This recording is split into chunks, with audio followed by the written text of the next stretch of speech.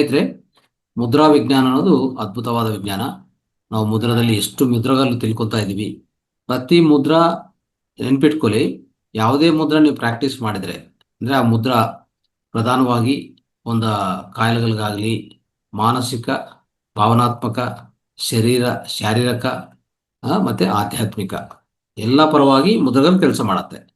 ಅನೇಕ ಮುದ್ರಗಳಿದೆ. ಹಸ್ತ ಮುದ್ರಗಳು, ಮಾನಸಿಕ ಮುದ್ರಗಳು, ಆಧ್ಯಾತ್ಮಿಕ ಮುದ್ರಗಳು, ಈ ರೀತಿಯಲ್ಲಿ ಕಾಯ ಮುದ್ರಗಳಲ್ಲಿ ಅನೇಕ ವಿಧಗಳಿದೆ. ಅರ್ಥ ಮಾಡ್ಕೊಳ್ಳಿ. ಸೊ ಈ ಮುದ್ರಗಳ ಪ್ರಾಮುಖ್ಯತೆ ಹೇಗೆ ಬಂತು ಅಂತಂದ್ರೆ, ನಾವು ಅಬ್ಸರ್ವ್ ಮಾಡ್ತಾ ಹೋದ್ರೆ ಮೊದಲನೇದೇನು ಗೊತ್ತಾ, ಒಂದು ಸಮತೋಲ್ಯತ ಅಂತ ಒಂದು ಪದ ನೀವು ಕೇಳಿರ್ಬೋದು. ಸಮತೋಲ್ಯನೆ, ಇಲ್ಲಾಂದ್ರೆ ಬ್ಯಾಲೆನ್ಸ್ ಅಂತ ಇಂಗ್ಲಿಷಲ್ಲಿ. ಈ ಬ್ಯಾಲೆನ್ಸ್ ಅನ್ನೋದು ಎಷ್ಟು ಮುಖ್ಯವಾದ ವಿಷಯ ಗೊತ್ತಾ ಈ ವಿಶ್ವದಲ್ಲಿ. ಎಷ್ಟು ಮುಖ್ಯವಾದಂದ್ರೆ, ಎಲ್ಲೇ ನೋಡಿದ್ರು ಆಚೆ ಕಡೆ ಅಂದರೆ ನಮ್ಮ ಒಳಗಡೆ ಇರ್ಬೋದು, ಹೊರಗಡೆ ಇರ್ಬೋದು. ಹೊರಗಡೆ ಅಂದರೆ ವಿಶ್ವದಲ್ಲಿ, ಇಡೀ ವಿಶ್ವದಲ್ಲಿ. ಒಳಗಡೆ ಅಂದರೆ ನಮ್ಮ ಆಂತರಿಕದಲ್ಲಿ. ಎಲ್ಲಾದರೂ ಏನಾಗುತ್ತೆ ಅಂದರೆ, ಈ ಬ್ಯಾಲೆನ್ಸ್ ಅನ್ನೋದು ಅತಿ ಮುಖ್ಯವಾದದ್ದು. ಈ ಬ್ಯಾಲೆನ್ಸ್ ಅನ್ನೋದು ತಪ್ಪೋದ್ರೆ ತುಂಬ ಕಷ್ಟಗಳು ಬರುತ್ತೆ. ಉದಾಹರಣೆಗೆ ನಮ್ಮ ನಿಸರ್ಗದಲ್ಲಿ ಒಂದ್ಸಲ ಅಬ್ಸರ್ವ್ ಮಾಡಿ.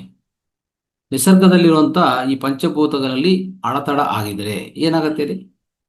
ಈಗ ನೋಡ್ತಾ ಇದ್ವಿ, ಬಿಸಿಲು ಜಾಸ್ತಿ ಆಗ್ತಾ ಇದೆ, ಒಂದು ಕಡೆ ಮಳೆ ಜಾಸ್ತಿ ಸುರಿತಾ ಇದೆ. ಯಾವುದು ಹೆಚ್ಚಾದರೂ ಕಷ್ಟನೇ. ಮಳೆ ಜಾಸ್ತಿ ಬಂದೆ ಅಂತ ಇಟ್ಕೊಳ್ಳಿ, ನೀರು ಹೆಚ್ಚಾಗಿದೆ ಅಂತ ಇಟ್ಕೊಳ್ಳಿ, ಎಲ್ಲ ಕಡೆ ಫ್ಲಡ್ಸು, ಎಲ್ಲ ಕಡೆ ನೀರು ನೀರು ನೀರು.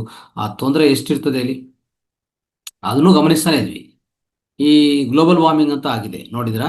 ಗ್ಲೋಬಲ್ ವಾರ್ಮಿಂಗ್ ಅಂದರೆ ಭೂತಾಪನ ಆಗಿದೆ. ಆ ಭೂತಾಪದಿಂದ ಎಷ್ಟು ಸಮಸ್ಯೆಗಳು ನಾವು ನೋಡ್ತಾ ಇದ್ವಿ. ಎಲ್ಲ ಕಡೆ ಆ ಟೆಂಪರೇಚರ್ ಹೆಚ್ಚಾಗಿ, ಅಂದರೆ ಉಷ್ಣತೆ ಹೆಚ್ಚಾಗಿ, ಅದರಿಂದ ಬರುವಂಥ ಪ್ರಾಬ್ಲಮ್ಸು ಒಂದು ಎರಡು ಅಲ್ಲ.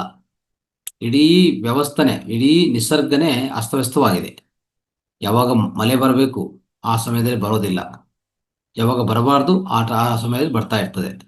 ಒಂಥರ ಇದನ್ನೇ ಏನಂತ ಕರಿತೀವಿ ಅಂದರೆ ಇಂಬ್ಯಾಲೆನ್ಸ್, ಎಕಲಾಜಿಕಲ್ ಇಂಬ್ಯಾಲೆನ್ಸ್ ಅಂತ ಕರಿತಾ ಇರ್ತೀವಿ.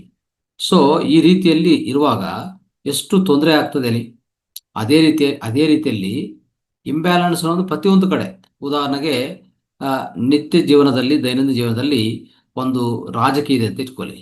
ರಾಜಕೀಯದಲ್ಲಿ ಏನಾದರೂ ಇಂಬ್ಯಾಲೆನ್ಸ್ ಆದರೆ, ಅನಿಶ್ಚಿತ ಆಗಿದ್ರೆ, ಒಬ್ಬ ಯಾರೋ ಒಂದು ಲೀಡರ್ ಇರ್ತಾರೆ, ಒಂದು ನಾಯಕರು ಇರ್ತಾರೆ, ಅವರು ಮಾಡ್ಕೊಂಡು ಹೋಗ್ತಾ ಇರ್ತಾರೆ. ಅಲ್ಲಿ ಇನ್ನೊಬ್ರು ಏನೋ ಒಂದು ರೀತಿಯಲ್ಲಿ ಪ್ರಾಬ್ಲಮ್ ಮಾಡೋದು. ಆ ಪ್ರಾಬ್ಲಮ್ ಮಾಡುವಾಗ ಇಡೀ ರಾಜ್ಯವೇ ತೊಂದರೆ ಆಗ್ತದೆ. ಅವರು ರಾಜ್ಯ ಆಡಳಿತ ಮಾಡ್ತಾ ಇರ್ತಾರೆ, ಇನ್ನೊಬ್ರು ಇನ್ನೊಂದು ರೀತಿಯಲ್ಲಿ ತೊಂದರೆ ಕೊಡ್ತಾ ಇರ್ತಾರೆ. ಆವಾಗ ಅದಕ್ಕೆ ತೊಂದರೆ ಆದರೆ ಇಡೀ ಜೀವನವೇ ತೊಂದರೆ ಆಗ್ತದೆ ಇಲ್ಲ, ಸೊಸೈಟಿ ಸಮಾಜಕ್ಕೆ ತೊಂದರೆ ಆಗ್ತದೆ ಇಲ್ಲ. ಆ ರೀತಿಯಲ್ಲಿ ಇಂಬ್ಯಾಲೆನ್ಸ್ ಅನ್ನೋದು ಎಲ್ಲೇ ಇಂಬ್ಯಾಲೆನ್ಸ್ ಆದರೂ ಕಷ್ಟನೇ.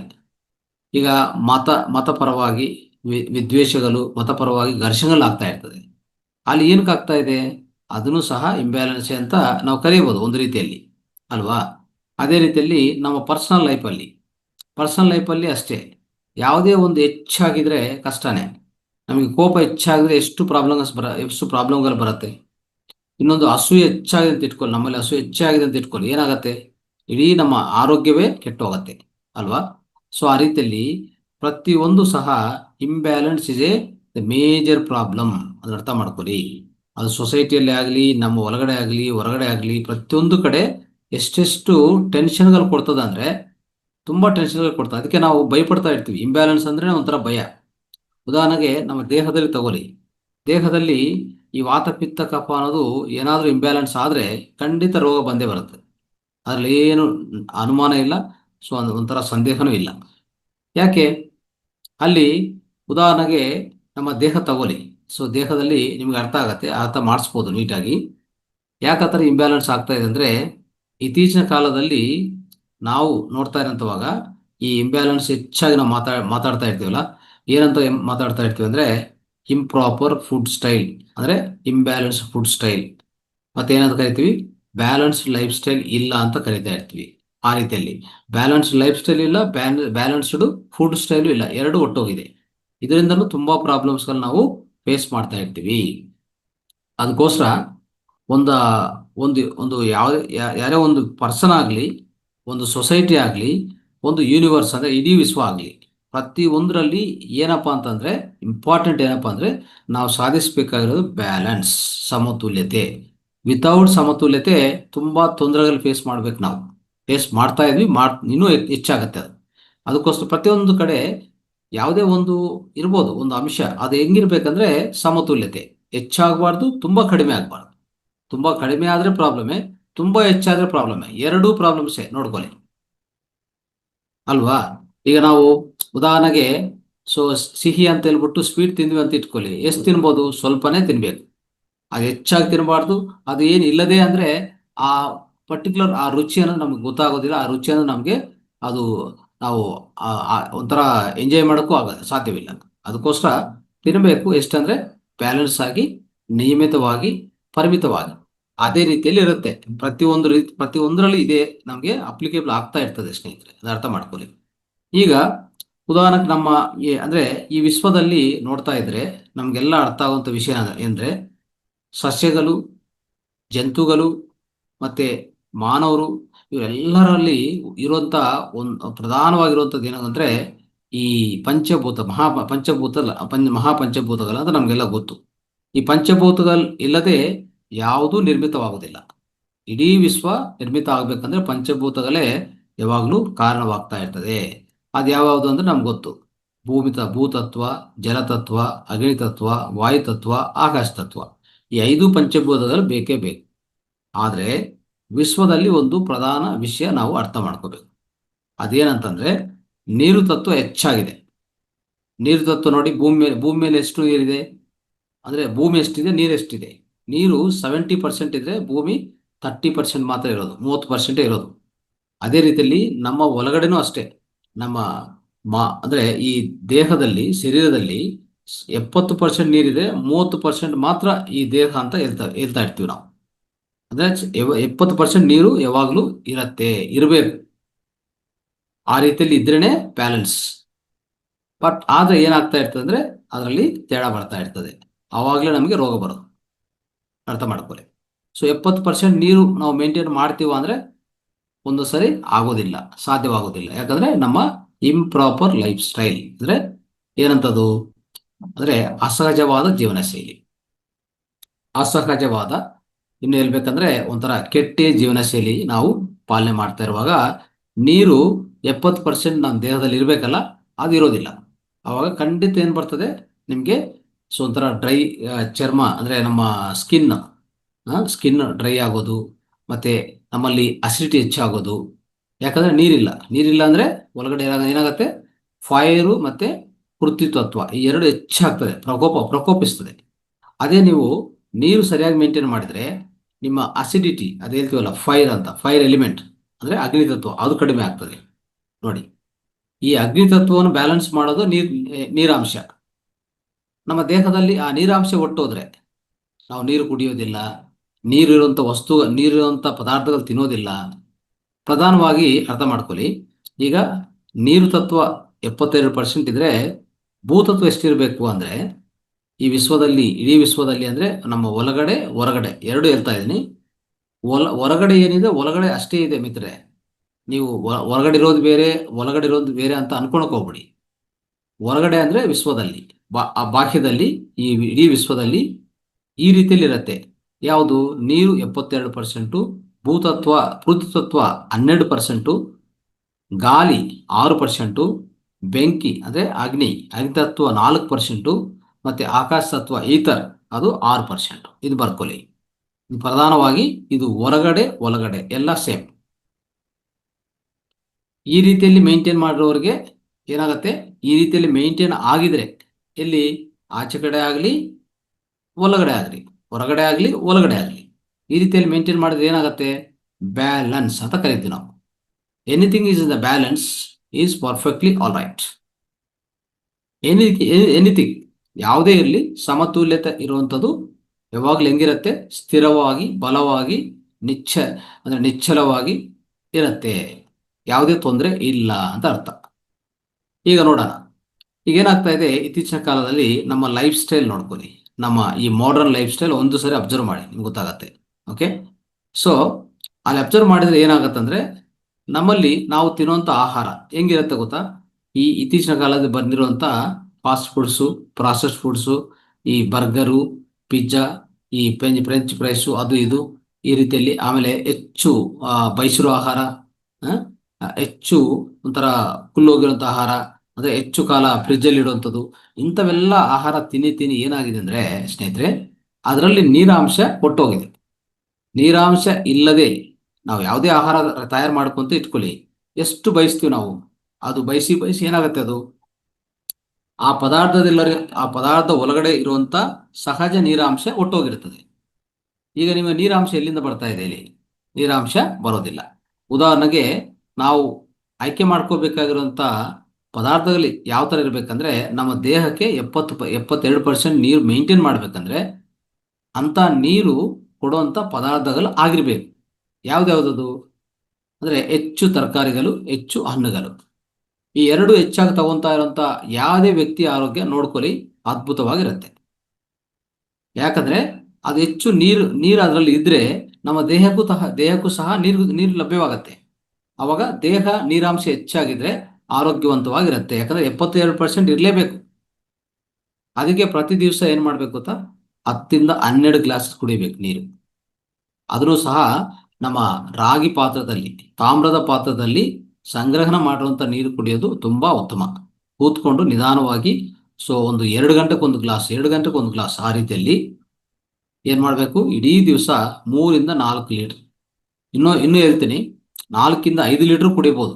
ಆದರೆ ಯಾರ್ಯಾರೀಗ ಮೈಗ್ರೇನ್ ಹೆಡ್ಡೇಕು, ಈ ಈ ಪೇನು ಆ ಪೇನ್ ಅಂತ ಬಾಡಿಯಲ್ಲಿ ತುಂಬಾ ಹೇಳ್ತಾ ಇರ್ತಾರೆ. ಆ ಪೇನೆಲ್ಲ ಬರೋದಕ್ಕೆ ಕಾರಣ ಏನು ಗೊತ್ತಾ? ಸರಿಯಾದ ನೀರು ಇಲ್ಲದೆ ನಿಮ್ಮ ದೇಹದಲ್ಲಿ ಹೆಚ್ಚಾಗಿ ಡ್ರೈ ಆಗ್ಬಿಡ್ತದೆ. ಸೆಲ್ಸು ಡ್ರೈ ಆಗ್ತದೆ, ಡಿಹೈಡ್ರೇಷನ್ ಗುರಿ ಆಗತ್ತೆ. ಡಿಹೈಡ್ರೇಷನ್ ಬಂದೇ ಬರ್ತದೆ ದೇಹದಲ್ಲಿ. ಪ್ರತಿ ಜೀವಕೋಶಕ್ಕೂ ಸಹ ಡಿಹೈಡ್ರೇಷನ್ ಎಫೆಕ್ಟ್ ಆಗೇ ಆಗತ್ತೆ. ನೀರು ಸರಿಯಾದ ಪ್ರಮಾಣದಲ್ಲಿ ಇಲ್ಲ ಅಂದ್ರೆ. ಸರಿಯಾದ ಪ್ರಮಾಣ ಅಂತೂ ಅದು ಹೇಳ್ತಾ ಇದ್ದೀನಿ ನಾನು. ನೀರು ಎಲ್ಲೆಲ್ಲಿ ಉಪಯೋಗ ಆಗತ್ತೆ ನೋಡಿ. ನೀರು ಇಲ್ಲದೆ ಲಿವರ್ ಇಂದ ಬೈಲ್ ಬರೋದಿಲ್ಲ, ಅರ್ಥ ಆಯ್ತಾ? ನೀರಿಲ್ಲದೆ ನಮ್ಮ ಮ್ಯೂಕಸ್ ಬರ್ತಾ ಇರ್ತದೆ, ಅದು ನೀರಿನಾಂಶನೇ. ಅದು ಹೇಳ್ಬೇಕಂದ್ರೆ ಬ್ರೈನ್ ಅಲ್ಲಿ ಫುಲ್ಲು, ಅಂದ್ರೆ ಬ್ರೈನ್ ಒಳಗಡೆ ಎಲ್ಲ ನೋಡಿದ್ರೆ 90% ನೀರು ಅಂತಾನೆ ಹೇಳ್ತಾರೆ. 90% ನೀರು. ರಕ್ತ ಎಲ್ಲ ನೀರೇನೆ. ಮೂತ್ರ ಸರಿಯಾಗಿ ಹೋಗ್ಬೇಕಂದ್ರೂ ಅದಕ್ಕೂ ನೀರು ಬೇಕೇ ಬೇಕು. ರಕ್ತ ಫಲಸ ಅಂದ್ರೆ ರಕ್ತ ತಿಳಿಯಾಗಿರ್ಬೇಕಂದ್ರೆ ನೀರು ಹೆಚ್ಚಬೇಕು. ಈಗ ನೋಡಿ, ತುಂಬಾ ಜನ ಸರಿಯಾದ ನೀರು ಕುಡಿಯೋದಿಲ್ಲ. ಅವಾಗ ಏನಾಗತ್ತೆ? ರಕ್ತ ಮಂದವಾಗತ್ತೆ. ರಕ್ತ ಮಂದವಾದ್ರೆ ಏನಾಗುತ್ತೆ ಗೊತ್ತಾ? BP ಬರೋದು. ಸೊ ಅದರಿಂದ ಅನೇಕ ಸಮಸ್ಯೆಗಳು ಬಂದೇ ಬರ್ತವೆ.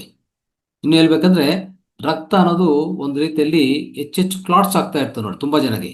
ರಕ್ತ ಕ್ಲಾಟ್ ಯಾಕೆ ಆಗತ್ತೆ ಹೇಳಿ? ರಕ್ತ ತಿಳಿಯಾಗಿಲ್ಲ, ನೀರಾಂಶ ಇಲ್ಲ ಸರಿಯಾದ ರೀತಿಯಲ್ಲಿ. ರಕ್ತ ಅನ್ನೋದು ಇರಬಾರ್ದು ಸ್ನೇಹಿತರೆ. ಅದಕ್ಕೆ ಮತ್ತೆ ಏನ್ ಮಾಡ್ತಾ ಇದೆ ಅಂದ್ರೆ, ಈ ಮಾಡರ್ನ್ ಇದರಲ್ಲಿ ಮೆಡಿಸಿನ್ ಅಲ್ಲಿ ಆ ರಕ್ತ ತಿಳಿಯಾಗಬೇಕಂತ, ತಿನ್ನಾಗಬೇಕಂತ ಬ್ಲಡ್ ಥಿನ್ನರ್ಸ್ ಕೊಟ್ಬಿಡ್ತಾರೆ. ನೋಡಿದ್ರಾ?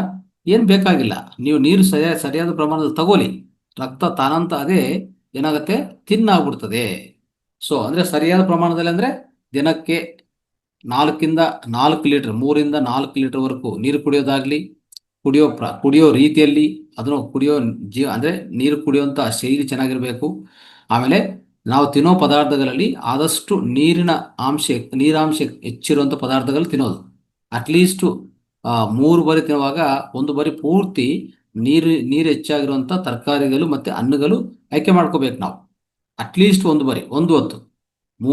ಮೂರೊತ್ತು ನಾವು ತಿಂತೀವಿ ಅಂದ್ರೆ ಒಂದು ಹೊತ್ತು at least 1 time we must heat more of vegetables, raw vegetables and fruits. ಇಷ್ಟು ಮಾತ್ರ ಮಾಡಿದ್ರೆ ಸಾಕು, ನಿಮಗೆ ಆರೋಗ್ಯ ಖಂಡಿತವಾಗಿ ಸಿಗತ್ತೆ. ಸೊ ಇನ್ನೊಂದು ನಾವು ಅರ್ಥ ಮಾಡ್ಕೋಬೇಕಾಗಿರೋದು, ಇತ್ತೀಚಿನ ಕಾಲದಲ್ಲಿ ನೋಡ್ತಾ ಇರ್ತೀವಿ ನಾವು, ಕ್ಲೋಸ್ಡ್ ಸ್ಪೇಸಲ್ಲಿ ಆಫೀಸ್ಗೆ ಹೋದ್ರೆ ಅಲ್ಲಿ ಪೂರ್ತಿ ಸುತ್ತು ಏನ್ ಮಾಡಿರ್ತಾರೆ ಹೇಳಿ? ಎಲ್ಲ ಗ್ಲಾಸ್ ಹಾಕಿರ್ತಾರೆ. ಅಲ್ಲಿ ಯಾವುದೇ ಒಳಗಡೆ ಈ ಗಾಳಿ ಪ್ರವೇಶ ಮಾಡೋದಿಲ್ಲ. ಸೊ ಅಂತ ಪ್ರದೇಶದಲ್ಲಿ ನಾವು ಕೆಲಸ ಮಾಡ್ತಾ ಇರ್ತೀವಿ. ಇತ್ತೀಚಿನ ಕಾಲದಲ್ಲಿ ಅಪಾರ್ಟ್ಮೆಂಟ್ಗಳು ನಾವು ನೋಡ್ತಾ ಇರ್ತೀವಿ, ಅಲ್ಲಿನೂ ಗಾಳಿ ಪ್ರವೇಶ ಮಾಡೋದಿಲ್ಲ. ನೋಡಿದ್ರಲ್ಲ? ಸೊ ಈ ರೀತಿ ಇರುವಾಗ ಏನಾಗುತ್ತೆ ಅಂದ್ರೆ, ನಿಮ್ಮಲ್ಲಿ ಆಟೋಮೆಟಿಕ್ ಆಗಿ ಏರ್ ಎಲಿಮೆಂಟು ಅಸ್ತವ್ಯಸ್ತವಾಗುತ್ತೆ. ಈ ತರ ಅಂದ್ರೆ ಸ್ಪೇಸ್ ಎಲಿಮೆಂಟ್ ಅನ್ನೋದು ಯಾವ ರೀತಿಯಲ್ಲಿ ಇರ್ತದೆ ಅಂದ್ರೆ, ಸ್ಪೇಸ್ ಎಲಿಮೆಂಟ್ ಅನ್ನೋದು ಪ್ರತಿ ಒಂದು ಕಡೆ ಇರ್ತದೆ ಸ್ನೇಹಿತರೆ. ಅದು ಇರೋದು ಪರ್ಸೆಂಟೇಜ್ ಮಾತ್ರ ಒಂದು 6% ಈ ವಿಶ್ವದಲ್ಲಿ, ನಮ್ಮ ದೇಹದಲ್ಲಿ ಅಷ್ಟೇ. ಆದರೆ ಅದು ಪ್ರತಿಯೊಂದು ಕಡೆ ಇರುತ್ತೆ. ನೀವು ನೋಡ್ತಾ ಇರ್ತೀರಲ್ಲ, ನಮ್ಮ ಇಡೀ ದೇಹದಲ್ಲಿ ಪ್ರತಿ ಕಣ, ಅಂದ್ರೆ ಒಂದು ಜೀವಕಣ ಇನ್ನೊಂದು ಜೀವಕಣ ಮಧ್ಯದಲ್ಲಿ ಏನಿರ್ತದೆ ಗೊತ್ತಾ? ಸ್ಪೇಸ್. ಅದೇ ಆ ಸ್ಪೇಸ್ ಅನ್ನೋದು, ಆ ಸ್ಪೇಸ್ ಎಲಿಮೆಂಟ್ ಪ್ರತಿಯೊಂದು ಕಡೆ. Space is common everywhere it is there. ಗಾಳಿ ಅಷ್ಟೇ, ಗಾಳಿ ತುಂಬಾ ಡೈನಮಿಕ್ ಆಗಿ ಎಲ್ಲಿ ಅಂದ್ರೆ ಅಲ್ಲಿ ಹೋಗ್ತಾ ಇರ್ತದೆ, ಬರ್ತಾ ಇರ್ತದೆ, ಗಾಳಿ ಪೂರ್ತಿ ವ್ಯಾಪ್ತಿಸ್ತಾ ಇರ್ತದೆ ಆ ರೀತಿಯಲ್ಲಿ. ಸೊ ಅಂತ ಗಾಳಿ ವ್ಯಾಪ್ತಿ ಇರುವಂತ ಪ್ರದೇಶದಲ್ಲಿ ನಾವು ನಿವಾಸ ಮಾಡ್ತಾ ಇದೀವಾ ಇತ್ತೀಚಿನ ಕಾಲದಲ್ಲಿ? ಇಲ್ಲ. ಅವಾಗ ಏರ್ ಕಂಪಲ್ಸರಿ ಎಫೆಕ್ಟ್ ಆಗುತ್ತೆ. ಏರ್ ಏನಾಗತ್ತೆ?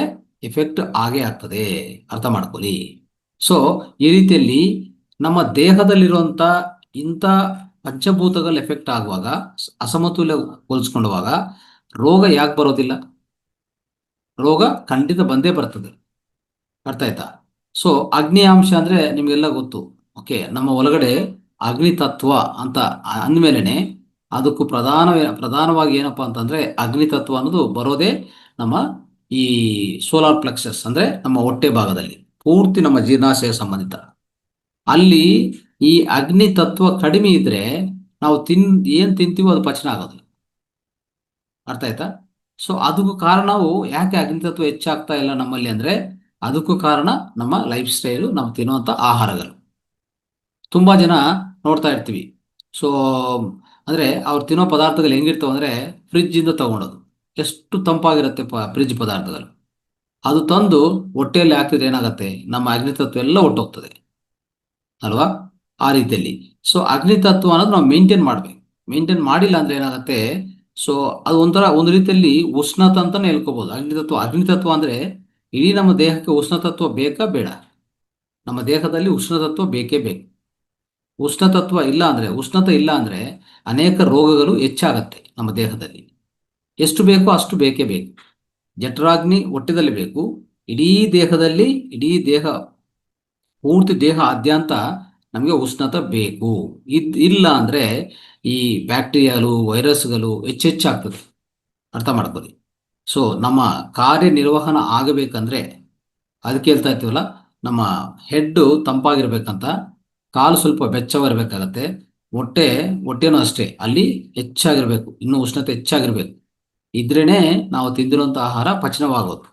ಇಡೀ ಬ್ಯಾಕ್ಟೀರಿಯಾ, ವೈರಸ್ಸು ಎಲ್ಲ ಸತ್ತೋಗ್ಬೇಕಂದ್ರೆ, ಸರಿಯಾದ ರೀತಿಯಲ್ಲಿ ಅದನ್ನು ಸಾಯಿಸ್ಬೇಕಂದ್ರೂ ನಮಗೆ ಉಷ್ಣತೆ ಬೇಕೇ ಬೇಕು. ಅದಕ್ಕೆ ದೇಹ ಉಷ್ಣತೆ ಮೇಂಟೈನ್ ಮಾಡ್ತಾನೆ ಇರ್ತದೆ. ಅದನ್ನು ನಾವು ಅಸ್ತವ್ಯಸ್ತ ಮಾಡಬಾರ್ದು, ಅಷ್ಟು ಮಾತ್ರ ನೆನ್ಪಿಟ್ಕೊಳ್ಳಿ. ಓಕೆ, ಯಾವುದೋ ತಂಪು ಆಹಾರ ತಿನ್ನೋದು, ತಂಪು ಪಾನೀಯಗಳ ಸೇವನೆ ಮಾಡೋದು, ಇದೆಲ್ಲ ಮಾಡಬಾರ್ದು. ಅರ್ಥ ಆಯ್ತಾ? ಆ ರೀತಿಯಲ್ಲಿ ಮಾಡುವಾಗ, ಸೊ ಅವಾಗ ಅಂದ್ರೆ improper life style, improper food style, ಈ ರೀತಿ ಮಾಡುವಾಗ ಖಂಡಿತ ನಿಮ್ಮಲ್ಲಿ ಏನಾಗತ್ತೆ? ಈ ಇಂಬ್ಯಾಲೆನ್ಸ್ ಆಫ್ ಫೈರ್ ಎಲಿಮೆಂಟ್ ಅದು ಆಗೇ ಆಗತ್ತೆ. ಅರ್ಥ ಮಾಡ್ಕೊಳ್ಳಿ. ಆಮೇಲೆ ನಮ್ಮ ಈ ದೇಹ ಯಾವ ರೀತಿಯಲ್ಲಿ ರಚನೆ ಆಗಿದೆ ಅಂದ್ರೆ, ಇನ್ನು ಅಬ್ಸರ್ವ್ ಮಾಡ್ತಾ ಹೋದ್ರೆ, ನಮ್ಮ ದೇಹದಲ್ಲಿ ಎಲ್ಲಾ ಸ್ನಾಯುಗಳು ಮತ್ತೆ ಮೂಳೆಗಳು, ಇದೆಲ್ಲ ನಿರ್ಮಿತ ಆಗಿರೋದು ಎಲ್ಲಿಂದ? ಆಗಿರೋದು ಅರ್ತ್ ಎಲಿಮೆಂಟ್ ಇಂದ, ಪೃಥ್ವಿ ಎಲಿಮೆಂಟ್. ಅದು ಅರ್ಥ ಮಾಡ್ಕೊಳ್ಳಿ. ಪೃಥ್ವಿ ಎಲಿಮೆಂಟ್ ಇಂದನೇ ನಿರ್ಮಿತ ಆಗಿರೋದು. ಮತ್ತೆ ನಮ್ಮ ದೇಹದಲ್ಲಿರುವಂತ ಯಾವುದೇ ದ್ರವ ಪದಾರ್ಥ ಇರಲಿ, ಅದೆಲ್ಲ ನೀರಾಂಶ. ಉದಾಹರಣೆಗೆ ಬ್ಲಡ್ ಕಂಪ್ಲೀಟ್ಲಿ, ಅಲ್ವಾ? ಅದೇ ರೀತಿಯಲ್ಲಿ ನಮ್ಮ ದೇಹದಲ್ಲಿ ನಡೀತಾ ಇರುವಂತಹ ಶ್ವಾಸ ತಗೊಳ್ಳಿ, ಅದ್ಯಾವುದದು? ಏರ್ ಎಲಿಮೆಂಟ್, ಗಾಳಿ ಅಂತ ಒಂದು ಪಂಚಭೂತ. ಅದೇ ರೀತಿಯಲ್ಲಿ ನಮ್ಮ ನಮ್ಮ ದೇಹದಲ್ಲಿ ಉಷ್ಣತ ಮತ್ತೆ ಈ ಜಠರಾಗ್ನಿ ಎಲ್ಲಾನು ಯಾವ್ದು ಸಂಬಂಧಿತ?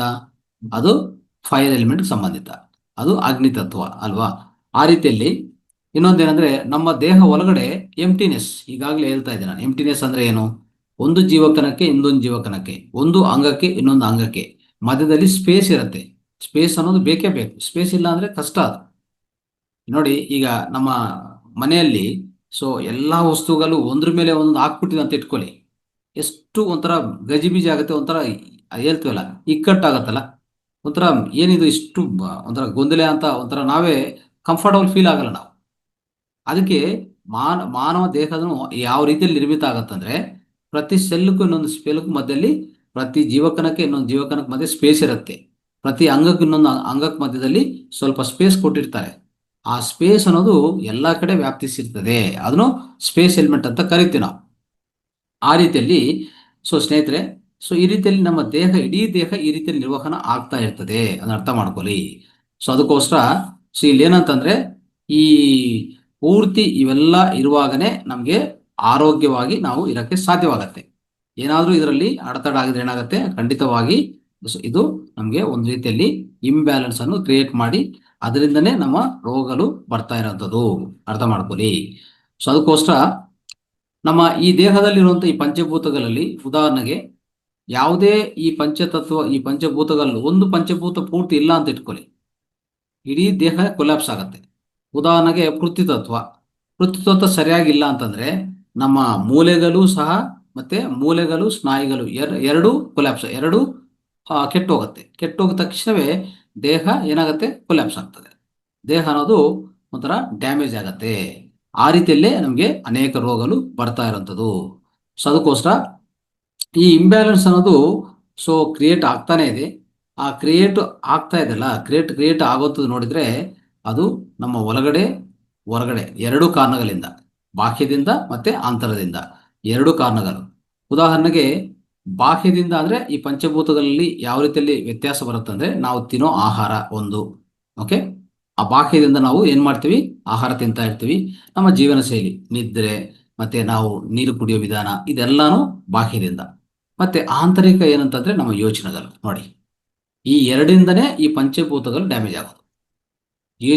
ಯೋಚನೆಗಳು ಸಹ ನಿಮ್ಮ ಪಂಚಭೂತಗಳನ್ನ ಏನ್ ಮಾಡ್ತದೆ, ಇಂಬ್ಯಾಲೆನ್ಸು ಮಾಡುವಂಥದ್ದು ತಥ್ಯವಾಗಿ ಆಗತ್ತೆ. ಅದಕ್ಕೋಸ್ಕರ ನಾವು ತಿನ್ನೋ ಆಹಾರ ಆಗಲಿ, ನಾವು ಯೋಚನೆ ಮಾಡೋದಾಗ್ಲಿ, ನಮ್ಮ ಯೋಚನಾ ಶೈಲಿ ಆಗಲಿ ತುಂಬಾ ಚೆನ್ನಾಗಿ ಇಟ್ಕೊಂಡಿದ್ರೆ ಈ ಪಂಚಭೂತಗಳಲ್ಲಿ ಇಂಬ್ಯಾಲೆನ್ಸು ಕ್ರಿಯೇಟ್ ಆಗೋದಿಲ್ಲ. ಓಕೆ, ಇಲ್ಲ ಅಂದ್ರೆ ಯಾವಾಗಲೂ ಕ್ರಿಯೇಟ್ ಆಗ್ತಾನೆ ಇರ್ತದೆ. ಸೊ ಇದನ್ನು ಮತ್ತೆ ಸರಿಪಡಿಸಬೇಕು ಅಂತಂದ್ರೆ ಸ್ನೇಹಿತರೆ, ಸೊ ಸರಿಪಡಿಸ್ಬೇಕಂತಂದ್ರೆ ಏನಾಗತ್ತಂದ್ರೆ ನಮ್ಮ ದೇಹದಲ್ಲಿ ಭಗವಂತ ಅಂದ್ರೆ ಸೃಷ್ಟಿಕರ್ತ ಒಂದು ಸೃಷ್ಟಿ ಮಾಡಿದ್ದಾನೆ. ಅದು ಯಾವಾಗಲೂ ಟ್ರೈ ಮಾಡ್ತಾನೆ ಇರ್ತದೆ. ನಿಮ್ಗೆ ಗೊತ್ತಿಲ್ಲದೆ ಟ್ರೈ ಮಾಡ್ತಾ ಇರ್ತದೆ. ಏನು ಗೊತ್ತಾ, ಅದು ನಮ್ಮ ಒಳಗಡೆ ಇರುವಂಥ ಒಂದು immune system, auto immune system ಅನ್ನೋದು ಏನು ಮಾಡ್ತಾ ಇರ್ತದೆ ಅಂದರೆ ಯಾವಾಗಲೂ ಈ ಇಂಬ್ಯಾಲೆನ್ಸ್ ಅನ್ನು ಫೈಟ್ ಮಾಡ್ತಾ ಇರ್ತದೆ. ನೋಡಿ, ಅದೂ ಕ್ರಿಯೇಟ್ ಮಾಡಿದ್ದಾನೆ ಭಗವಂತ. ನಾವು ತಪ್ಪು ಮಾಡ್ತೀವಿ, improper food style, improper life style, ಅದೇ ರೀತಿಯಲ್ಲಿ ಇಂಪ್ರಾಪರ್ ಏನದು ಮೆಂಟಲ್ ಥಿಂಕಿಂಗ್. ನಾವು ಯೋಚನೆ ಮಾಡೋದು ಸರಿಯಾಗಿಲ್ಲ, ಯಾವಾಗಲೂ ನಕಾರಾತ್ಮಕ ಯೋಚನೆಗಳು ಹೆಚ್ಚು ಮಾಡೋದು, ಈ ರೀತಿಯಲ್ಲಿ ಇನ್ನೊಬ್ಬರು ಅಸೂಯೆ ಪಡೋದು, ಇನ್ನೊಂದು ಯಾವುದೋ ಭಯ ಇಟ್ಕೊಡೋದು, ಇವೆಲ್ಲ ಮಾಡ್ತಾ ಇರ್ತೀವಲ್ಲ. ಅವಾಗ ಮಾಡಿದ ತಕ್ಷಣವೇ ನಿಮ್ಮಲ್ಲಿ ಯಾವುದೋ ಒಂದು ಪಂಚಭೂತ ಉಂಟಾಗತ್ತೆ, ಅಂದರೆ ಇಂಬ್ಯಾಲೆನ್ಸ್ ಕ್ರಿಯೇಟ್ ಆಗುತ್ತೆ. ಇದನ್ನು ಸರಿಪಡಿಸ್ಬೇಕಂತ ಮತ್ತೆ ಏನು ಮಾಡಿದಾನೆ ಗೊತ್ತಾ, ನಮ್ಮ ದೇಹದಲ್ಲೇ ಒಂದು ಆಟೋ ಇಮ್ಯೂನ್ ಸಿಸ್ಟಮ್ ಅಂತ ಇಟ್ಟಿದ್ದಾನೆ. ಅದೇ ಪ್ರತಿರಕ್ಷಕ ವ್ಯವಸ್ಥೆ ಇಟ್ಟಿದ್ದಾನೆ ಭಗವಂತ. ಅದೇನ್ ಮಾಡ್ತದೆ ಗೊತ್ತಾ, ಯಾವಾಗಲೂ ಫೈಟ್ ಮಾಡ್ತಾ ಇರೋದು, ಫೈಟ್ ಮಾಡಿ ಅದನ್ನು ಬ್ಯಾಲೆನ್ಸ್ ಇಡಕ್ಕೆ ಯಾವಾಗಲೂ ಪ್ರಯತ್ನ ಮಾಡ್ತಾನೆ ಇರ್ತದೆ. ಅರ್ಥ ಆಯ್ತಾ? ಸೊ ಈ ಇಂಬ್ಯಾಲೆನ್ಸ್ ಅನ್ನೋದು ಇದೆಯಲ್ಲ, ಇದನ್ನು ಇದು ಏನಂದ್ರೆ ನಮ್ಮ ಒಳಗಡೆ ಆಟೋ ಇಮ್ಯೂನ್ ಸಿಸ್ಟಮ್ ಮಾಡ್ತಾ ಇರ್ತದೆ. ಸೊ ಆ ರೀತಿಯಲ್ಲಿ ಮಾಡುವಾಗ ಅದರ ಪ್ರಯತ್ನ ಅದು ಮಾಡಿ ಎಷ್ಟೋ ಅಷ್ಟು ಏನಾಗ್ತದೆ, ಅದ್ರ ಮೇಲೆ ವಿಜಯ ಇಲ್ಲಾಂದ್ರೆ ಜಯ ಸಾಧಿಸ್ತಾ ಇರ್ತದೆ. ಅಂದ್ರೆ will keep balancing our self with ಬೇಸಿಂಗ್ on our own immune system ಇಂದ ಮಾಡ್ಕೊತಾ ಇರ್ತೀವಿ. ಆದರೆ ಈ ಇಂಬ್ಯಾಲೆನ್ಸ್ವನ್ನು ಕ್ಲಿಯರ್ ಮಾಡೋಕ್ಕೇನೆ, ಇಂಬ್ಯಾಲೆನ್ಸ್ ಇಂದ ಮತ್ತೆ ಬ್ಯಾಲೆನ್ಸ್ ತಂದು ಕೊಡೋಕ್ಕೇನೆ ನಮ್ಮ ಆಚೆ ಕಡೆ ಇರುವಂಥ ಎಲ್ಲ ವೈದ್ಯ ವಿಧಾನಗಳು. ಅರ್ಥ ಆಯ್ತಾ? ಸೊ ಯಾವಾಗ ಇಂಬ್ಯಾಲೆನ್ಸ್ ಕ್ರಿಯೇಟ್ ಆಗುತ್ತೋ ನಾವೇನು ಮಾಡ್ತೀವಿ, ಪ್ರಯತ್ನ ಮಾಡ್ತೀವಿ, ದೇಹ ಸರಿಪಡಿಸ್ಕೊಂತದ ಅಂತ ನೋಡ್ತೀವಿ. ಆಗಿಲ್ಲ ಅಂತ ಇಟ್ಕೊಳ್ಳಿ, ಹೆಚ್ಚು ಇಂಬ್ಯಾಲೆನ್ಸ್ ಇದೆ ಅಂತ ಇಟ್ಕೊಳ್ಳಿ, ಯಾವುದೇ ಒಂದು ಪಂಚಭೂತ ಹೆಚ್ಚು ಇಂಬ್ಯಾಲೆನ್ಸ್ ಆದರೆ ನೇರವಾಗಿ ಡಾಕ್ಟರ್ ಹತ್ರ ಹೋಗ್ತೀವಿ. ಅಲ್ಲಿ ನಿಮಗೆ ಸಿಗುವಂಥದ್ದೇ ಅಲೋಪತಿ ಆಗಲಿ, ಹೋಮಿಯೋಪತಿ ಆಗಲಿ, ಆಯುರ್ವೇದ ಆಗಲಿ. ಸೊ ಅನೇಕ ಮೆಡಿಕಲ್ ಪ್ರಾಕ್ಟೀಸ್ ಇದೆ ಇತ್ತೀಚಿನ ಕಾಲದಲ್ಲಿ. ಪ್ರತಿಯೊಬ್ಬರು ಮಾಡೋದು ಏನು ಗೊತ್ತಾ, ಈ ಇಂಬ್ಯಾಲೆನ್ಸ್ ಅನ್ನು ಬ್ಯಾಲೆನ್ಸ್ ಮಾಡೋದೆ ಅಷ್ಟೇ. ಅಷ್ಟು ಮಾಡಿದ್ರೆ ಸಾಕು, ಆಟೋಮೆಟಿಕ್ ಆಗಿ ಸರಿ ಹೋಗುತ್ತೆ. ಸೊ ಅದಕ್ಕೆ ನಮ್ಮ ದೇಹ ಎಷ್ಟು ಒಂಥರ ಕಾಂಪ್ಲೆಕ್ಸ್ ಸಿಸ್ಟಮ್ ಸ್ನೇಹಿತರೆ, ಕಾಂಪ್ಲೆಕ್ಸ್ ನೆಟ್ವರ್ಕಿಂಗ್ ಸಿಸ್ಟಮ್. ಆಮೇಲೆ ನಮ್ಮ ದೇಹದಲ್ಲಿ ನೋಡ್ತಾ ಇರುವಾಗ ದೊಡ್ಡ ಕೆಮಿಕಲ್ ಫ್ಯಾಕ್ಟ್ರಿ ಒಳಗಡೆ ಇದೆ. ಅದು ಏನೇ ಸಂಶಯ ಇಲ್ಲ ಅದಕ್ಕೆ. ಅರ್ಥ ಆಯ್ತಾ? ದೊಡ್ಡ ಕೆಮಿಕಲ್ ಫ್ಯಾಕ್ಟ್ರಿ ಇದೆ. ಸೊ ಅದರಲ್ಲಿ ಹಲವಾರು ಅಂತಸ್ರಾವಿಕ ಗ್ರಂಥುಗಳಿದೆ. ಅರ್ಥ ಆಯ್ತಾ? ಇವೆಲ್ಲ ಏನು ಮಾಡ್ತಾ ಇರ್ತವೆ ಅಂದರೆ ಯಾವಾಗಲೂ ಹಾರ್ಮೋನ್ಸು, ಎಂಜೈಮ್ಸು, ಎಂಡೋರ್ಪಿನ್ಸು, ಸೆರಟೋನಿನ್ ಇವೆಲ್ಲ ಪ್ರೊಡ್ಯೂಸ್ ಮಾಡಿ ಮಾಡಿ ಮಾಡಿ ಓಕೆ, ನಮ್ಮ ದೇಹದ ಮೇಲೆ ಅನೇಕ ಅಂಗಗಳಿದೆ, ಅನೇಕ ಅವಯವಗಳಿದೆ, ಅದ್ರ ಮೇಲೆ ಕೆಲಸ ಮಾಡ್ತಾ ಇರ್ತವೆ. ಅದಕ್ಕೋಸ್ಕರ ನಾವು ನಮ್ಮ ದೇಹದಲ್ಲಿ ನೋಡ್ತಾ ಇರುವಾಗ ಬಯೋ ಎನರ್ಜಿ ಸಿಗುತ್ತೆ, magnetic energy, electrical energy, chemical energy, magnetic energy, ಇಂಥ ಎಲ್ಲ ಎನರ್ಜಿಗಳು ನಮ್ಮ ದೇಹದಲ್ಲಿ ಇದೆ. ಈ ಎನರ್ಜಿಸೇ ನಮ್ಮ ದೇಹವನ್ನು ನಿರ್ವಹಣೆ ಮಾಡೋಕ್ಕೆ ಅದು ಅವಕಾಶ ಕೊಡ್ತಾ ಇರ್ತದೆ. ಅದಕ್ಕೋಸ್ಕರ ಎಲ್ಲ ಎನರ್ಜಿಗಳನ್ನು ಸೇರಿಸಿ ಒಂದು ಪದ ಕೊಟ್ಟಿದ್ದಾರೆ ಆಧ್ಯಾತ್ಮಿಕದಲ್ಲಿ. ಆ ಪದ ಏನು ಗೊತ್ತಾ? ಅದೇ ಪ್ರಾಣಶಕ್ತಿ. ಅರ್ಥ ಆಯ್ತಾ? ಈ ಪ್ರಾಣಶಕ್ತಿ ಅನ್ನೋದು ಸ್ನೇಹಿತರೆ, ಪ್ರಾಣಶಕ್ತಿ ನಮ್ಮ ದೇಹ ಒಳಗಡೆ ಇದೆಯಲ್ಲ, ವೈಟಲ್ ಫೋರ್ಸ್ ಅಂತ ಕರಿತಾ ಇರ್ತೀವಿ. ಹೋಮಿಯೋಪತಿಯಲ್ಲಿ ವೈಟಲ್ ಫೋರ್ಸ್ ಅಂತಾರೆ ಅಲ್ವಾ? ನಮ್ಮ ಆಧ್ಯಾತ್ಮಿಕದಲ್ಲಿ ಏನಂತ ಕರಿತೀವಿ? ಪ್ರಾಣಮಯ ಶಕ್ತಿ ಅಂತ ಕರಿತಾ ಇರ್ತೀವಿ. ಈ ಪ್ರಾಣಮಯ ಶಕ್ತಿ ಸಹ ಯಾವುದರಿಂದ ತಯಾರಾಗ್ತಾ ಇದೆ ಅಂದ್ರೆ, ನಮ್ಮ ದೇಹ ಒಳಗಡೆ ನೋಡಿ, ಈಗ ಬಯೋ ಎನರ್ಜಿ ಮತ್ತೆ ಮ್ಯಾಗ್ನೆಟಿಕ್ ಎನರ್ಜಿ, ಎಲೆಕ್ಟ್ರಿಕಲ್ ಅಂದ್ರೆ ನಮ್ಮ ದೇಹದಲ್ಲಿ ಕರೆಂಟ್ ಫ್ಲೋ ಆಗ್ತಾ ಇರ್ತದೆ. ಸೊ ಅನೇಕ ನಮ್ಮ ದೇಹದಲ್ಲಿ ಮೂಳೆಗಳು, ಸ್ನಾಯುಗಳು ಇವೆಲ್ಲ ನಿರ್ವಹಣೆ ಮಾಡ್ತಾ ಇದ್ವಿ ಅಂದ್ರೆ ಅಷ್ಟು ಈಸಿ ಅಲ್ಲ. ಒಳಗಡೆ ಅನೇಕ ಕೆಮಿಕಲ್ಸ್, ಈಗಾಗಲೇ ಹೇಳಿದೆಲ್ಲ, ಹಾರ್ಮೋನ್ಸು, ಎಂಜೈಮ್ಸು, ಎಂಡೋರ್ಪಿನ್ಸು ಎಲ್ಲ ಉತ್ಪತ್ತಿ ಆಗ್ತಾ ಇದೆ ಅಂದರೆ ಸೆರಟೋನಿನು, ಡೋಪ್ಮೈನು, ಆಮೇಲೆ ಆಕ್ಸಿಟೋಸಿನ್ನು, ಇಂಥ ಅನೇಕ ಕೆಮಿಕಲ್ಸ್ ಉತ್ಪನ್ನ ಆಗ್ತಾ ಇದೆ, ಕಾರ್ಯನಿರ್ವಹಣೆ ಮಾಡ್ತಾ ಇದೆ. ಯಾವ ಅಂಗಕ್ಕೂ ಯಾವ ಅವಯವಕ್ಕೂ ಏನು ತಲುಪಿಸ್ಬೇಕು ಅದು ತಲುಪಿಸ್ತಾ ಇದೆ. ಮೆಲಟೋನಿನ್ ಪ್ರಧಾನವಾಗಿ ನೈಟ್ ಉತ್ಪನ್ನ ಆಗಿ ಇಡೀ ದೇಹವನ್ನು ಸ್ವಚ್ಛಗೊಳಿಸ್ತದೆ. ಇಂತೆಲ್ಲ ಕೆಲಸಗಳಾಗ್ತಾ ಇದೆ ಅಂದರೆ ಇದು ಸಾಮಾನ್ಯ ಅಲ್ಲ. ಇಲ್ಲಿ ಇಷ್ಟೆಲ್ಲ ಕೆಲಸಗಳಾಗ್ತಾ ಇದೆ ಅಂದರೆ ಇಲ್ಲಿ ಇಂಥ ಎನರ್ಜೀಸ್ ಎಲ್ಲ ಇದೆ ಅಂದರೆ, ಎನರ್ಜಿ ಎಲ್ಲಾನು ಪ್ರಧಾನವಾಗಿ ಎಲ್ಲಾನು ನಾವು ಏನಂತ ಕರಿತೀವಿ ಅಂದರೆ, ಎನರ್ಜಿ ಎಲ್ಲ ಶಕ್ತಿಗಳನ್ನ ಸೇರಿಕೊಂಡ್ರೆ ಒಂದೇ ಒಂದು ಪದ ಪ್ರಾಣಶಕ್ತಿ ಅಂತಲೇ ಬಳಸ್ಬೇಕು ನಾವು. ಈ ಪ್ರಾಣಶಕ್ತಿ ಇದೆಯಲ್ಲ, ಇದು ಪಂಚಭೂತಗಳಿಂದ ತಯಾರಾಗಿರ್ತದೆ. ಆ ಪಂಚಭೂತಗಳಲ್ಲಿ ಯಾವುದೇ ಸ್ವಲ್ಪ ವ್ಯತ್ಯಾಸ, ಅಡೆತಡೆ ಆಗಿದ್ರೆ ಈ ವೈಟಲ್ ಫೋರ್ಸ್ ಇಲ್ಲ ಪ್ರಾಣಶಕ್ತಿ ಏನಾಗುತ್ತೆ, ಇಂಬ್ಯಾಲೆನ್ಸ್ಗೂ ಗುರಿ ಆಗತ್ತೆ. ನೋಡಿ, ಈ ಇಂಬ್ಯಾಲೆನ್ಸ್ ಯಾವಾಗ ಗುರಿ ಆಗುತ್ತೋ ಆವಾಗ ನಮ್ಮ ದೇಹದಲ್ಲಿ ರೋಗಗಳು ಶುರು ಆಗ್ಬಿಡ್ತದೆ. ಉದಾಹರಣೆಗೆ ವಾಟರ್ ಎಲಿಮೆಂಟ್ಸ್ ಇಂಬ್ಯಾಲೆನ್ಸ್ ಆಗಿದೆ ಅಂತ ಇಟ್ಕೊಳ್ಳಿ. ನಿಮ್ಗೆ ಹೆಚ್ಚು ಏನಾಗುತ್ತೆ, ಕೋಲ್ಡ್ ಆಗೋದು, ಕಾಫ್ ಆಗೋದು, ಸೈನಟಿಸ್ ಆಗೋದು, ಆಸ್ತಮಾ ಆಗೋದು, ಈ ರೀತಿಯಲ್ಲಿ ದೇಹದಲ್ಲಿ ಊತ ಬರೋದು, ಬ್ಲಡ್ ತಿನ್ ಆಗೋದು, ಬ್ಲಡ್ ಕ್ಲಾಟ್ ಆಗೋದು, ಯೂರಿನ್ ಸರಿಯಾಗಿ ಬರೋದಂಥದ್ದಿಲ್ಲ, ಹೆಚ್ಚಾಗಿ ಲೈಂಗಿಕ ಅವಯವಗಳ ಸಂಬಂಧಿತ ಡಿಸೀಸ್ ಸ್ಟಾರ್ಟ್ ಆಗತ್ತೆ. ಈ ರೀತಿಯಲ್ಲಿ ಯಾವುದು ವಾಟರ್ ಎಲಿಮೆಂಟು ಜಸ್ಟ್ ಇಂಬ್ಯಾಲೆನ್ಸ್ ಆದರೆ ಹೇಳ್ತಾ ಇದ್ದ. ಅದೇ ರೀತಿಯಲ್ಲಿ ಅರ್ತ್ ಎಲಿಮೆಂಟ್ ಇನ್ಬ್ಯಾಲೆನ್ಸ್ ಆಗಿದೆ ಅಂತ ಇಟ್ಕೊಳ್ಳಿ. ನಿಮ್ಮಲ್ಲಿ ಏನಾಗುತ್ತೆ ಗೊತ್ತಾ, ಹೆಚ್ಚು ವೀಕ್ನೆಸ್ಸು, ಮತ್ತೆ ತೂಕ ಹೆಚ್ಚಾಗೋದು, ಕೊಲೆಸ್ಟ್ರಾಲ್ ಹೆಚ್ಚಾಗೋದು, ವೆಯ್ಟ್ ಕಡಿಮೆ ಆಗೋದು, ವೆಯ್ಟ್ ಹೆಚ್ಚಾಗೋದು, ಈ ಈ ಬೋನ್ಸು ಮತ್ತೆ ಸ್ನಾಯುಗೆ ಸಂಬಂಧಿಸಿದ ರೋಗಗಳು ಬರೋದು, ನರ್ವಸ್ ಪ್ರಾಬ್ಲಮ್ಸ್ ಅಂತ ಬರ್ತದೆ ನೋಡಿ. ಆ ನರ್ವಸ್ ಪ್ರಾಬ್ಲಮ್ಸೇ ಬರೋದು ಇದರಿಂದನೇ, ಪೃಥ್ವಿ ಎಲಿಮೆಂಟು ಇಂಬ್ಯಾಲೆನ್ಸ್ ಆದರೆ. ಅದೇ ರೀತಿಯಲ್ಲಿ ನಿಮ್ಮಲ್ಲಿ ಉದಾಹರಣೆಗೆ ಫೈರ್ ಎಲಿಮೆಂಟ್ ಇಂಬ್ಯಾಲೆನ್ಸ್ ಅಂತ ಇಟ್ಕೊಳ್ಳಿ. ಅಲ್ಲೇನಾಗುತ್ತೆ, ನಮಗೆ ತುಂಬ ಕೋಲ್ಡ್ ಆಗೋದು, ಇಲ್ಲ ಫೀವರ್ ಹೆಚ್ಚು ಬರೋದು ಅಲ್ವಾ? ಆ ರೀತಿಯಲ್ಲಿ ಸ್ಕಿನ್ ಡಿಸೀಸಸ್ಸು, ದೇಹದಲ್ಲಿ ಉಷ್ಣತ ಅಮಾಂತವಾಗಿ ಹೆಚ್ಚಾಗೋದು, ಈ ರೀತಿಯಲ್ಲಿ. ಸೊ ಇರುವಂಥ ಶಕ್ತಿ ಅನ್ನೋದು ತುಂಬ ಹೆಚ್ಚಾಗೋದು, ಕಡಿಮೆ ಆಗೋದು. ಅಸಿಡಿಟಿ, ಪ್ರಧಾನವಾಗಿ ಅಸಿಡಿಟಿ ನೋಡ್ಕೊಳ್ಳಿ, ಅಸಿಡಿಟಿ ಹೆಚ್ಚಾಗೋದು, ಡಯಾಬಿಟೀಸು, ಮೆಂಟಲ್ ಡಿಸಾರ್ಡರ್ ಇವೆಲ್ಲ ಬರ್ತಾ ಇರ್ತವೆ ಯಾವುದು, ಒಂದು ಫೈರ್ ಎಲಿಮೆಂಟ್ ಇಂಬ್ಯಾಲೆನ್ಸ್ ಆದರೆ. ಅದೇ ಏರ್ ಎಲಿಮೆಂಟ್ ಇಂಬ್ಯಾಲೆನ್ಸ್ ಆದರೆ ನಿಮಗೆ nervous disorders, blood pressure problems, lung problems, especially ಉಸಿರಾಟ ಸಮಸ್ಯೆಗಳು ಹೆಚ್ಚಾಗ್ತದೆ ಅಲ್ವಾ? ಸೊ ಮತ್ತೆ ಇಡೀ ದೇಹದಲ್ಲಿ ಹೆಚ್ಚಾಗಿ ನೋವುಗಳು ಬರ್ತಾ ಇರ್ತದೆ ನೋಡಿ, ಅದನ್ನು ಸಹ ಏರ್ ಎಲಿಮೆಂಟಲ್ಲಿ ಬರುವಂಥ ಇಂಬ್ಯಾಲೆನ್ಸೇ. ಆಮೇಲೆ ಡಿಪ್ರೆಷನ್ ನೋಡ್ತಾ ಇರ್ತೀವಲ್ಲ ನಾವು, ತುಂಬ ಜನ ಡಿಪ್ರೆಷನ್ಗೆ ಹೋಗ್ತಾರೆ.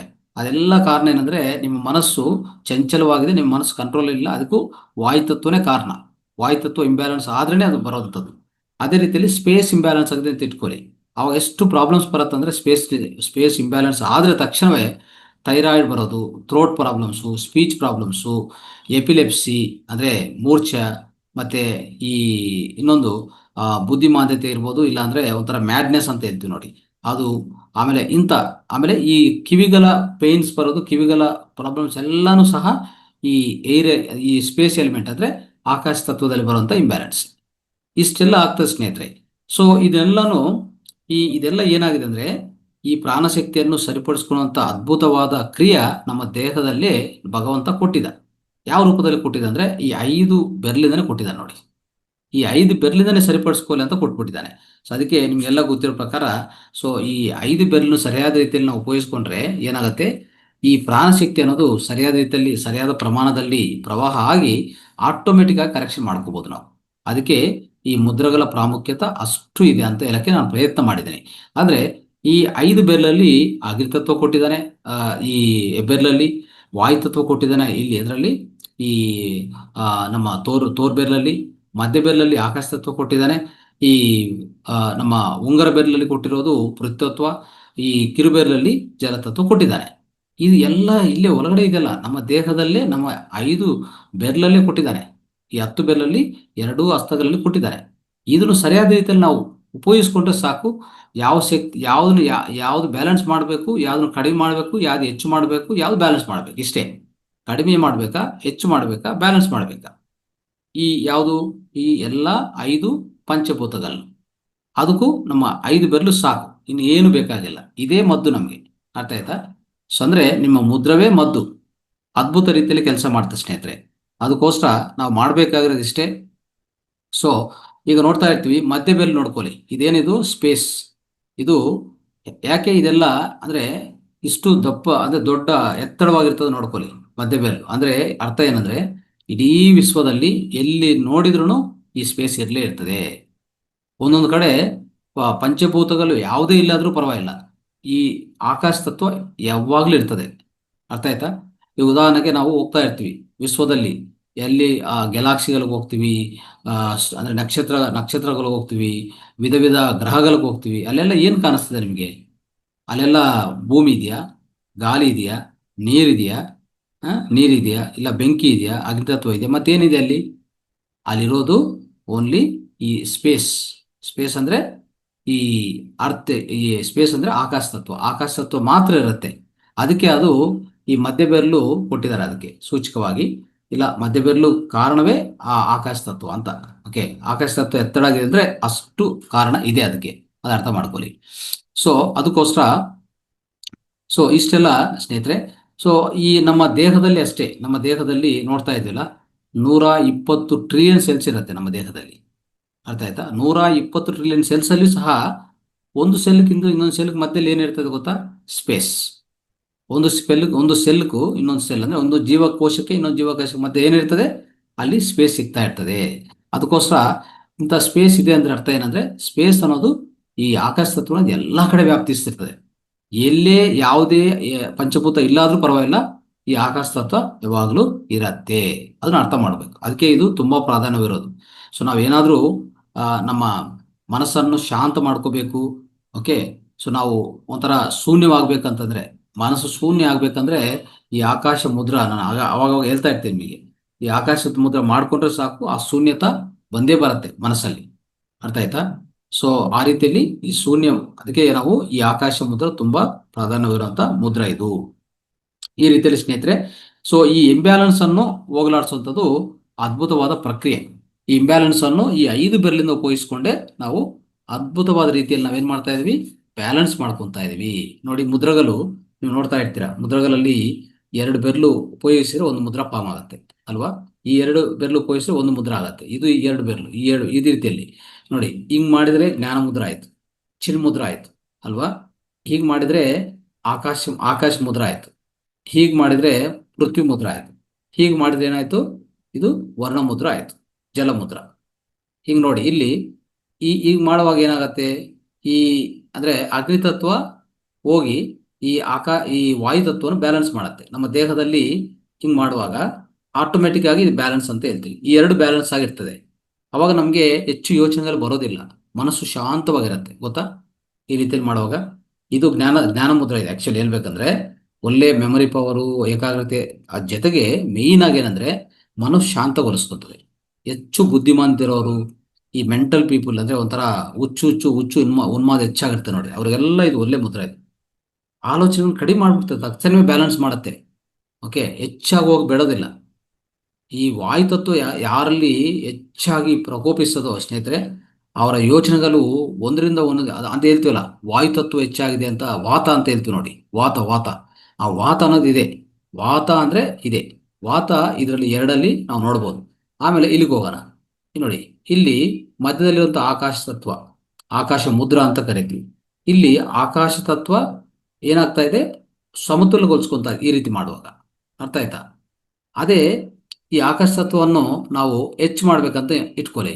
ಹೆಚ್ಚು ಮಾಡ್ಬೇಕಂದ್ರೆ ಈ ಈ ಮಧ್ಯ ಬೆರಳಿಗೂ ಬುಡಿಮೆದಲ್ಲಿ ಟಚ್ ಮಾಡಬೇಕು, ಹೆಬ್ಬೆರಳು ತಗೊಂಡು. ಆಕಾಶ ತತ್ವ ಹೆಚ್ಚಾಗ್ಬಿಡ್ತದೆ. ಆಯ್ತಾ? ಆಕಾಶ ತತ್ವ ಕಡಿಮೆ ಮಾಡ್ಬೇಕಂತ ಇಟ್ಕೊಳ್ಳಿ. ಈ ಈ ಹೆಬ್ಬೆರಳಿಗೆ ಬುಡಿಮೆದಲ್ಲಿ ಈ ಮಧ್ಯ ಬೆರಳು ಇಟ್ಕೊಂಡು ಹೀಗೆ ಲಾಕ್ ಮಾಡಬೇಕು. ಇದು ಕಡಿಮೆ ಮಾಡೋದು.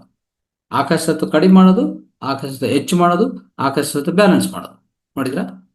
3 ಇಲ್ಲೇ ಮಾಡ್ಕೋಬಹುದು ನಾವು. ನಿಮ್ಗೆ ಗೊತ್ತಾಗ್ತಾ ಇರ್ತದೆ. ಈಗ ಉದಾಹರಣೆಗೆ ನಿಮಗೆ ಅಸಿಡಿಟಿ ಹೆಚ್ಚಾಗಿದೆ ಅಂತ ಅರ್ಥ ಏನು? ಫೈರ್ ಎಲಿಮೆಂಟ್ ಹೆಚ್ಚಾಗಿದೆ ಅಂತ ಅರ್ಥ ಅಲ್ವಾ. ಅವಾಗ ಏನು ಮಾಡಬೇಕು, ಈ ಪೃಥ್ವಿತ್ವ ಇದಿದೆಲ್ಲ ನಮ್ಮ ಉಂಗುರ ಬೆಲ್ ತಗೊಂಡು ಬಂದು ಎಲ್ಲಿ ಹಾಕ್ಬೇಕಾಗತ್ತೆ, ಈ ರೀತಿಯಲ್ಲಿ. ಅಂದರೆ ನಿಮಗೆ ಅಸಿಡಿಟಿ ಹೆಚ್ಚಾಗಿದೆ ಅಂದರೆ ಈ ಫೈರ್ ಎಲಿಮೆಂಟ್ ಹೆಚ್ಚಾಗಿದೆ ಅಂತ ಅರ್ಥ. ಈ ಫೈರ್ ಎಲಿಮೆಂಟನ್ನು ಏನು ಮಾಡಬೇಕು, ನಾವು ಕಡಿಮೆ ಮಾಡಬೇಕು. ಕಡಿಮೆ ಮಾಡಬೇಕಂದ್ರೆ ಅಲ್ಲಿ ಜಲತತ್ವ ಹೆಚ್ಚು ಮಾಡ್ಕೋಬೇಕು. ಅವಾಗ ಇದು ಮಾಡಿದ್ರೆ ಸಾಕು, ಸ್ವಲ್ಪ ಅಸಿಡಿಟಿ ಕಡಿಮೆ ಆಗ್ತಾ ಬರ್ತದೆ ಅಲ್ವಾ, ಆ ರೀತಿಯಲ್ಲಿ. ಓಕೆ. ಅದೇ ರೀತಿಯಲ್ಲಿ ನೋಡಿ, ಈ ಪೃಥ್ವಿ ತತ್ವ ಇದೆ. ಈ ಪೃಥ್ವಿ ತತ್ವ ಏನಂತಂದ್ರೆ ಇದನ್ನು ಇಲ್ಲಿ ಇಟ್ಟರೆ, ಇಲ್ಲಿ ಈ ಹೆಬ್ಬೆರಳು ಬುಡಿಮೆದಲ್ಲಿಟ್ಟು ಈ ಕ್ಲೋಸ್ ಮಾಡಿದರೆ ಪೃಥ್ವಿ ತತ್ವ ಕಡಿಮೆ ಆಗುತ್ತೆ. ಇದೇನಂತ ಕರಿತೀವಿ ನಾವು, ಸೂರ್ಯ ಮುದ್ರಾ ಅಂತ ಕರಿತೀವಿ. ಪೃಥ್ವಿ ತತ್ವ ಕಡಿಮೆ ಆಗಿ ನಮಗೆ ಇದು ಸೂರ್ಯ ಮುದ್ರಾ ಅಂತ ಕೆಲಸ ಮಾಡುತ್ತೆ ಈ ರೀತಿಯಲ್ಲಿ. ಓಕೆ. ಅಲ್ಲಿ ಈ ಪೃಥ್ವಿ ತತ್ವ ಹೆಚ್ಚು ಮಾಡ್ಬೇಕಂದ್ರೆ ಇಲ್ಲಿ ಟಚ್ ಮಾಡಬೇಕು. ಇದು ಅದಿತಿ ಮುದ್ರಾ ಅಂತ ಕರಿತೀವಿ ನಾವು. ಇದೇನು ಮಾಡುತ್ತೆ, ನಿಮ್ಮ ದೇಹವನ್ನು ಒಂಥರ ತೂಕ ಹೆಚ್ಚು ಮಾಡುತ್ತೆ. ತೂಕ ಕಡಿಮೆ ಮಾಡೋದಲ್ಲ, ಹೆಚ್ಚು ಮಾಡುತ್ತೆ. ಈಗಿಟ್ರೆ ಪೃಥ್ವಿ ತತ್ವ ಕಡಿಮೆ ಆಗತ್ತೆ, ಕ್ಲೋಸ್ ಮಾಡಿದ್ರೆ ವೆಯ್ಟ್ ಲಾಸ್ ಆಗತ್ತೆ. ಅದಕ್ಕೆ ಸೂರ್ಯ ಮುದ್ರಾ ವೆಯ್ಟ್ ಅನ್ನು ಕರಗಿಸ್ತದೆ. ಇಲ್ಲಿಟ್ರೆ ಹೆಚ್ಚಾಗತ್ತೆ, ಆದಿತ್ಯ ಮುದ್ರಾ. ಅದೇ ರೀತಿಯಲ್ಲಿ ಇದಿದೆ, ಇದು ಬ್ಯಾಲೆನ್ಸ್ ಮಾಡುತ್ತೆ ನೀರಾಂಶ. ಹೀಗಿಟ್ರೆ ನೀರಾಂಶ ಹೆಚ್ಚಾಗತ್ತೆ, ಆಯ್ತಾ. ಹಿಂಗಿಟ್ರೆ ಏನಾಗತ್ತೆ, ನೀರು ಕಡಿಮೆ ಆಗತ್ತೆ. ಜಲ ನಿರೋಧಕ ಮುದ್ರಾ ಇದು ವರ್ಣ ಮುದ್ರಾ ಅಲ್ವಾ. ಈ ರೀತಿಯಲ್ಲಿ ಹಿಂಗಿಟ್ರೆ ನೀರಾಂಶ ಹೆಚ್ಚಾಗೋದು ನೋಡ್ಕೊಳ್ಳಿ. ಈ 5 ಬೆರಳಲ್ಲೇ ಎಲ್ಲಾದ್ರೂ ನಾವು ಕಂಟ್ರೋಲ್ ಮಾಡ್ಕೋಬಹುದು. ಯಾವ್ದು ಹೆಚ್ಚು ಮಾಡಬೇಕು, ಯಾವ್ದು ಕಡಿಮೆ ಮಾಡಬೇಕು, ಯಾವ್ದು ಬ್ಯಾಲೆನ್ಸ್ ಮಾಡಬೇಕು, ಅಷ್ಟು ಮಾಡಿಕೊಂಡ್ರೆ ಸಾಕು. ನಮಗೆ ಪೂರ್ಣವಾಗಿ ಆರೋಗ್ಯ ನಮ್ಮ 5 ಬೆರಳಲ್ಲೇ ಇದೆ ಅಂತ ಅರ್ಥ. ಅಂದ್ರೆ ಪ್ರಾಣಶಕ್ತಿಯನ್ನು ಇಲ್ಲೇ ನಾವು ಒಂದು ಬೆರಳಿಂದ ಇನ್ನೊಂದು ಬೆರಳಿಗೂ ನಾವು ಕನೆಕ್ಟ್ ಮಾಡಿಕೊಂಡು ಆ ಪ್ರಾಣಶಕ್ತಿಯನ್ನು ಆ ರೀತಿಯಲ್ಲಿ ಪ್ರವಾಹ ಮಾಡ್ತಾ ಇದ್ರೆ ನಮ್ಮ ದೇಹದಲ್ಲಿ ಇಡೀ ಅಂಗಾಂಗಗಳು, ಅವಯವಗಳು ತನ್ನ ಆರೋಗ್ಯವನ್ನು ಸರಿಪಡಿಸ್ಕೊಂತ ಬರ್ತವೆ. ಯಾಕಂದ್ರೆ ಪಂಚಭೂತಗಳು ಸಮತೋಲನಗೊಳಿಸ್ತಾ ಇರ್ತೀವಿ. ಸೊ ಇವತ್ತಿನ ಈ ಕ್ಲಾಸಲ್ಲಿ ನಾನು ಹೇಳ್ಬೇಕಂತ ಅನ್ಕೊಂಡಿದೆ, ಮುದ್ರದ ಒಂದು ಪ್ರಾಥಮಿಕ ವಿಜ್ಞಾನ ಏನು ಅಂತ. ಇನ್ನು ಸ್ವಲ್ಪ ಇದೆ, ಇನ್ನು ಸ್ವಲ್ಪ ಹೆಚ್ಚಾಗಿದೆ, ಅದು ಇನ್ನು ಸ್ವಲ್ಪ ಅಡ್ವಾನ್ಸ್ ಆಗಿರುವಂಥ ಜ್ಞಾನ. ಅದು ನೆಕ್ಸ್ಟ್ ಕ್ಲಾಸಲ್ಲಿ ತಗೋಣ. ಥ್ಯಾಂಕ್ ಯು, ಎಲ್ಲರಿಗೂ ಧನ್ಯವಾದ.